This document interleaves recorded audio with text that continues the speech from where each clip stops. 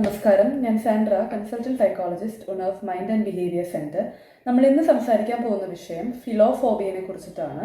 ഫിലോസ് എന്ന് പറയുന്ന ഒരു ഗ്രീക്ക് വേർഡാണ്. അതിന്റെ മീനിങ് വരുന്നത് ബിലവഡ് അല്ലെങ്കിൽ ലവ് എന്നൊക്കെയാണ്. സോ ഇത് ഫോബിയ എന്ന് പറയുമ്പോൾ ഫിയർ. അപ്പൊ ഫിയർ ഓഫ് ലവ് അല്ലെങ്കിൽ fear of falling in love എന്നൊക്കെയാണ് നമ്മൾ ഇതിനെ പറയുന്നത്.